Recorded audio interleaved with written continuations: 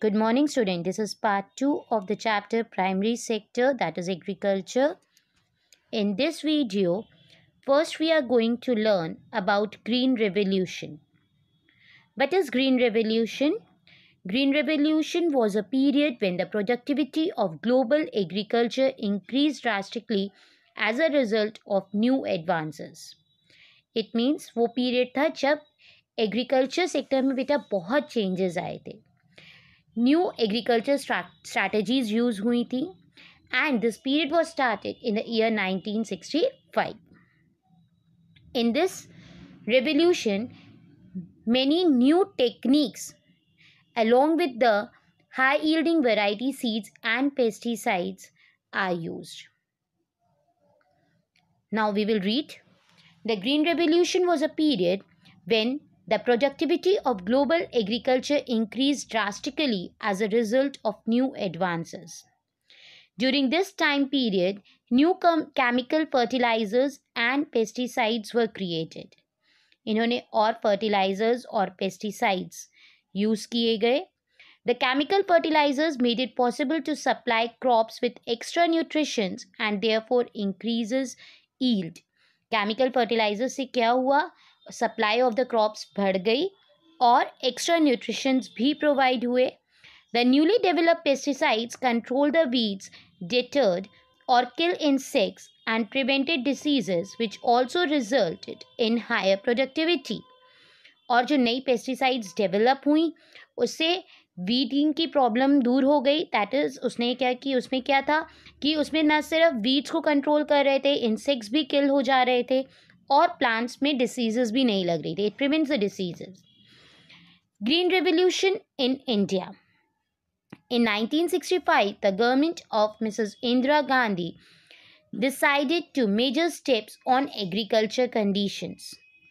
1965 में green revolution India में start हुआ था बेटा. मिसेस इंदिरा गांधी ने किया था related to agriculture sector. Thus, Green Revolution was applied to the period from 1967 to 78, basically in the parts of Haryana and Punjab. और ये सबसे पहले हरियाणा और पंजाब साइड पे ही स्टार्ट हुआ था बेटा. And at this stage concern was on wheat and rice. और इनका मेजर जो मतलब फोकस था for the production of more wheat and rice. Doctor M.S. Swaminathan from India led green revolution as a project. और India से doctor M.S. Swaminathan थे जिन्होंने green revolution का प्रोजेक्ट लीड किया था. Features of Green Revolution in India are: first one, introduction of new and high yielding variety of seeds. Green Revolution में क्या हुआ था बेटा? नई variety of seeds को introduce किया गया था. Second one, increase use of fertilizers, pesticides and weedicides in order to reduce agriculture losses. मतलब उन्होंने fertilizers, pesticides, weedicides इनका यूज़ बढ़ा दिया था जिससे जो प्लांट्स ख़राब हो जाते थे, क्रॉप्स ख़राब हो जाते थे, वो अब ख़राब नहीं हो पा रहे थे because they are using fertilisers, pesticides and weedicides. जैसे उस पर कोई डिसीज़ मतलब कोई डिसीज़ या कोई इंसेक्ट वो नहीं कर पाता था और अनवांटेड प्लांट्स नहीं ग्रोथ कर पाते थे जिसकी वजह से जो मेन प्लांट था उनके न्यूट्रिशंस लॉस नहीं हो पाते थे. Third one, increase application of fertilisers in order to enhance agriculture productivity. Fertilisers का एप्लीकेशन बढ़ा दिया था इन्होंने, मतलब यूज़ और बढ़ा दिया था. Fourth one, use of latest agriculture machinery like tractors, seed drills, threshers and harvesters. अब लेटेस्ट मशीनरीज यूज़ कर रहे थे. पहले एग्रीकल्चर में बेटा सिर्फ मैनुअल वर्क होता था but after a green revolution they start using the new machineries. Fifth one, use of high disease resistance varieties so that production will enhance. High disease resistance seeds use कर रहे थे जिससे production बढ़े. Now Green Revolution has influenced the economy and way of life in India to a great extent, as is evident from the following points. Green Revolution ने economy में बहुत सारे changes लेकर आया था and we can see all these changes with the help of these points, that is advantages of Green Revolution. First one, increase in agriculture production. The introduction of Green Revolution in 1967-68 has resulted in a phenomenal increase in the production of agriculture crops, especially in food grains. इन्होंने क्या कहा कि 1967-68 में जब green revolution introduce हुआ था तो agriculture crops में के प्रोडक्शन में बहुत ज़्यादा इंक्रीज हुआ था. From 1967 onwards, the Green Revolution aimed at bringing about a grain revolution. क्योंकि इन्होंने वीट और राइस पे ज़्यादा ध्यान दिया था, इसीलिए इसको और क्या क्या बोला यहाँ पे इन्होंने, grain revolution. Among the food grain too, it is the wheat crop which drew maximum benefit from the Green Revolution. Food grains के अलावा वीट क्रॉप ने में मैक्सिमम बेनिफिट्स हुए थे क्योंकि उसका प्रोडक्शन बहुत ज़्यादा बढ़ गया था. The production of wheat increased by more than 3 times between 1967-68 and 2003 and 4, while the overall increase in the production of cereals was only 2 times. इन्होंने क्या कहा, वीट का प्रोडक्शन 3 टाइम्स बढ़ गया था और जो सीरियल्स थे उनका प्रोडक्शन सिर्फ 2 टाइम्स ही था. On account of this reason it is said that Green Revolution in India is largely as wheat revolution. Now, second one, prosperity of farmers. With the increase in a palm production, the earnings of the farmers also increased and they become prosperous. जैसे जैसे production बढ़ा, farmers की earning बढ़ती गई. This has especially been the case with the big farmers having more than 10 hectares of land. और इसका benefit बेटा but ज़्यादा से ज़्यादा जो रिच फार्मर्स थे उन्होंने उठाया था. Third one, reduction in import of food grains. The main benefit of green revolution was the increase in the production of food grains, as a result of which there was a drastic reduction in their imports. Green revolution से क्या हुआ बेटा, food grains की production बढ़ी, जिसकी वजह से हम लोगों को अब बाहर से इंपोर्ट करने की ज़रूरत नहीं पड़ी. We are not self sufficient in food grains and have sufficient stock in the central pool. Sometimes we are in a position to export food grains also. Even हमने इंपोर्ट सब्स्टिट्यूशन के साथ साथ इतना सरप्लस प्रोडक्शन हो रहा था कि हम एक्सपोर्ट्स भी कर पा रहे थे. I hope it is clear. Now fourth one, industrial growth. Green Revolution brought about large-scale farm mechanization which created demand for different types of machines like tractors, harvesters, threshers, combines, diesel engines, electric motors, pumping sets, etc. Green Revolution में बेटा machines use हो रही थी जिसकी वजह से machines की demands बढ़ती गई. It means industrial area भी क्या हुआ, growth हुआ agriculture के साथ. Besides, demand for the chemical fertilizers, pesticides, insecticides, weedicides, etc. also increased considerably. Machines के साथ इन चीज़ों की भी डिमांड और बढ़ी थी, इसलिए इंडस्ट्रियल सेक्टर भी ग्रो हुआ था. Fifth one, change in the attitude of farmers. The Indian farmers had remain illiterate, backward and traditional and had been using conventional methods of cultivation since early times.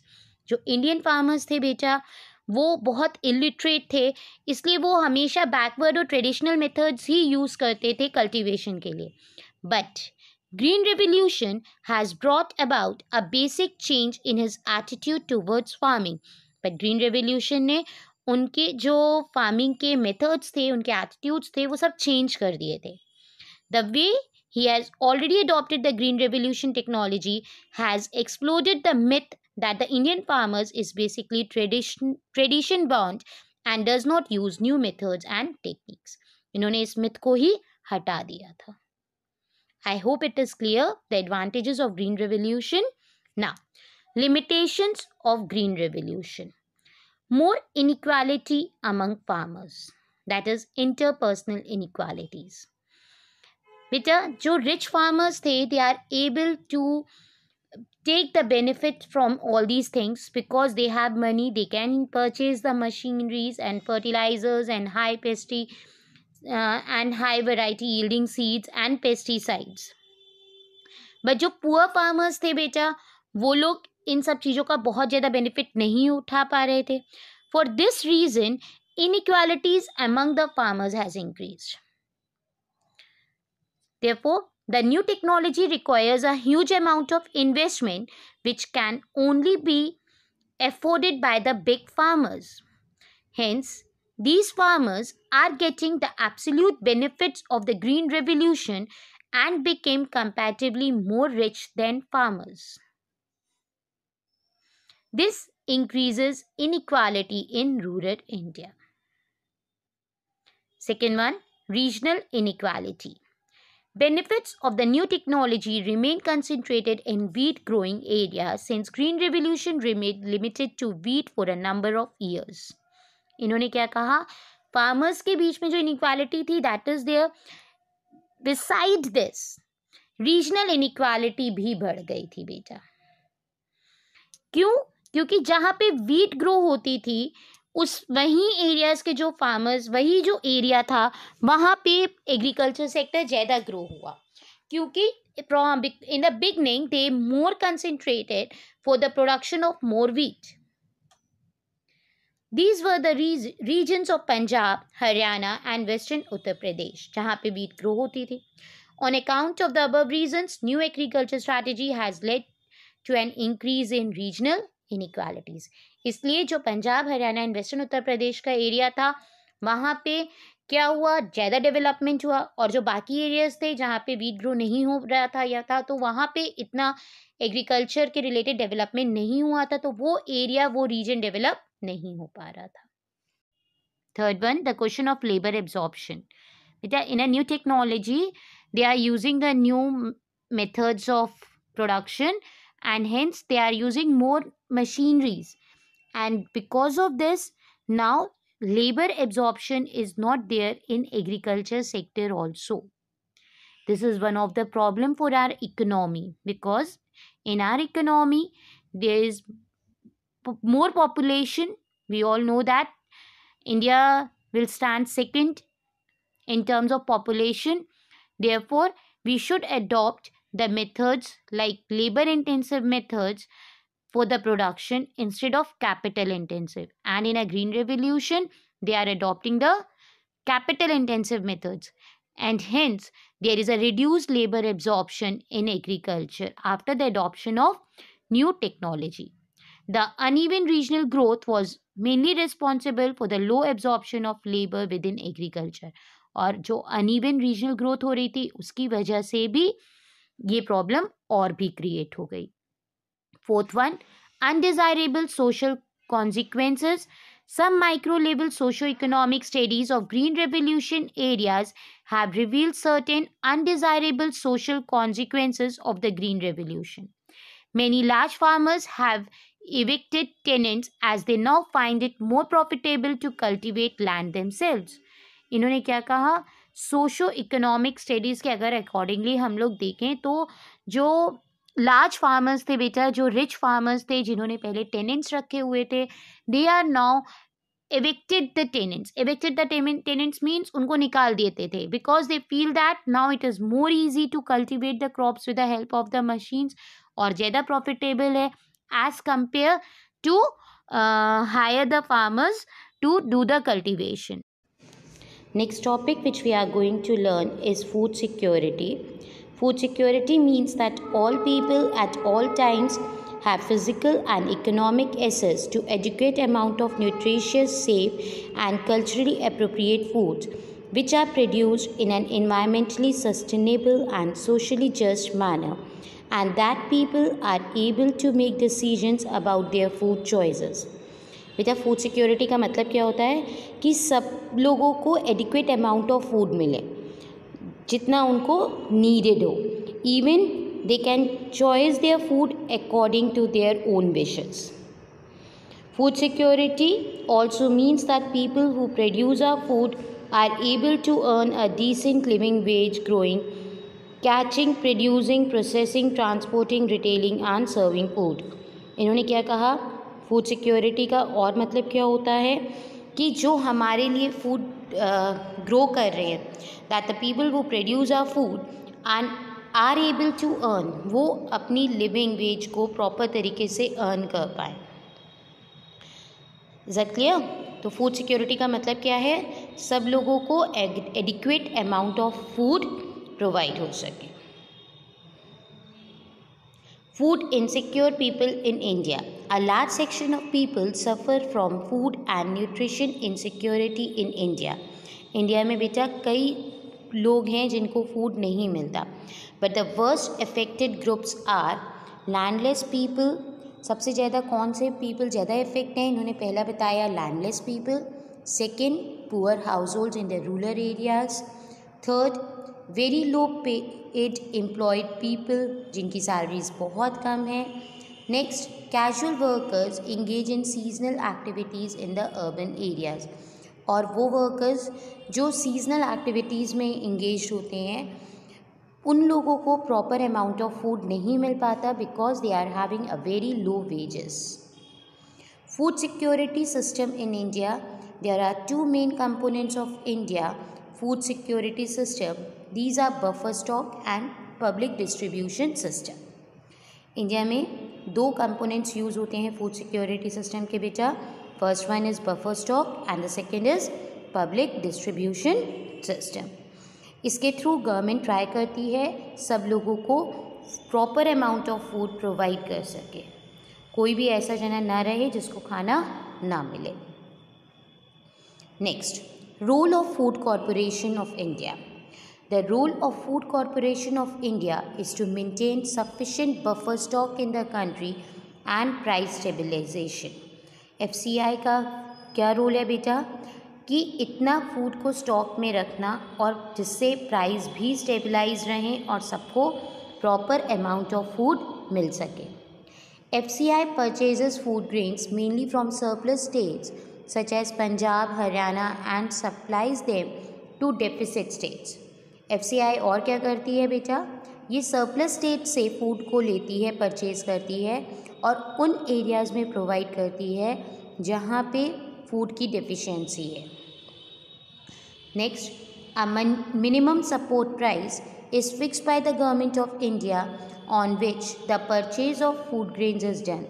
But if a farmer gets more than MSP, he is free to sell it wherever he wants. Government ने क्या किया है कि minimum price set कर दिया है क्योंकि लोग फार्मर्स को एक्सप्लॉइट करते थे, उनको मिनिमम प्राइस भी नहीं मिल पाता था. तो इन्होंने क्या कहा, एक मिनिमम प्राइस तो फार्मर्स को मिलना चाहिए और अगर फार्मर्स को इससे ज़्यादा प्राइस मिल रहा है तो wherever they want to sell they can sell their goods. Next is the purchase stock is maintained in godowns by quality control staff of FCI. जितना भी ये लोग परचेज़ करते हैं अमाउंट जो बफर स्टॉक होता है बेटा उन स्टेट्स में जहाँ पे सरप्लस अमाउंट ऑफ प्रोडक्शन हो रहा है उन सबको मेंटेन करना गोडाउन में वो फंक्शन होता है क्वालिटी कंट्रोल स्टाफ का. नेक्स्ट आता है the supply of food grains for mid day meal scheme और above poverty line that is APL and BPL that is below poverty line and other schemes is done by FCI. ये FCI ही देखती है कि जो mid day meal scheme में खाना जाना है या जो अबव पॉवर्टी लाइन लोग हैं जो बिलो पॉवर्टी लाइन है या और कोई जो स्कीम्स हैं रिलेटेड टू फूड प्रोविज़न तो उन सब में फूड ग्रेन्स प्रोवाइड हो रहा है या नहीं हो रहा. Next, the supply of food grains to army is done by FCI. और जो आर्मी उसमें भी फूड ग्रेन्स प्रोवाइड होता है बेटा आर्मी सेक्शंस को भी वो भी कौन करता है FCI. I hope all these points are clear. Next is agriculture price policy. बेटा ये एकदम अलग आंसर है, वो शॉर्ट में आपसे पूछा जा सकता है. What is agriculture price policy? Agriculture price policy क्या होता है बेटा? To ensure fair returns to the farmers the government started fixing the minimum support prices and procurement prices for a number of agriculture commodities like wheat, paddy etcetera. Farmers को एक minimum amount of return मिल सके, adequate amount of return मिल सके, मतलब fair price मिल सके. Government ने क्या किया है, एक मिनिमम सपोर्ट प्राइस फिक्स कर दिया है कॉमोडिटीज़ का कि उससे नीचे प्राइस नहीं जाएगा. ठीक है, minimum support prices are fix so as to ensure that prices of agriculture commodities should not fall below these prices. Next, The government remains ready to buy food grains at these declared minimum prices. और ये जो price government declare करती है, इस price पे हमेशा ready रहती है जो प्राइसेस उसने डिक्लेयर किए हैं, क्योंकि अगर फार्मर्स को बाहर उनका मिनिमम प्राइस भी नहीं मिल रहा थे तो फार्मर्स गवर्नमेंट डिपार्टमेंट्स में जाके अपने फूड ग्रेन्स को सेल कर सकते हैं. The commission for agricultural cost and prices, that is CACP, was established by the government for this purpose. और इसके लिए एक कमीशन फॉर्म हुई थी, that is commission for agriculture cost and prices, और वो गवर्नमेंट के लिए वर्क करती है कि किस तरीके से कितने प्राइजेस सेट करने हैं फूड ग्रेन्स के. I hope all these points are clear. Now assignment. Question number 1, explain the importance of agriculture in the Indian economy. Importance of agriculture यहाँ लिखेंगे बेटा. Question number 2, what is green revolution and how did it benefits the farmers. Green revolution की definition, और benefit the farmers मतलब advantages of green revolution लिखेंगे. Question number 3, what do you mean by food security. Food security की definition लिखेंगे यहाँ पे. Question number 4, who are food insecure people in rural areas. Food insecure people कौन कौन से हैं रूरल एरियाज में, you will write it here. Question number 5, explain the role of FCI. Any 5 points, you will write it here. Question number 6, state the government measures to improve agriculture productivity. ये answer पे मैंने आपको explain किया था government ने कौन कौन से स्टेप्स लिए हैं एग्रीकल्चर प्रोडक्टिविटी को इंक्रीज कराने के लिए. That answer you will write it here. I hope all these questions are clear to everyone. Complete this work in your copies and thank you students.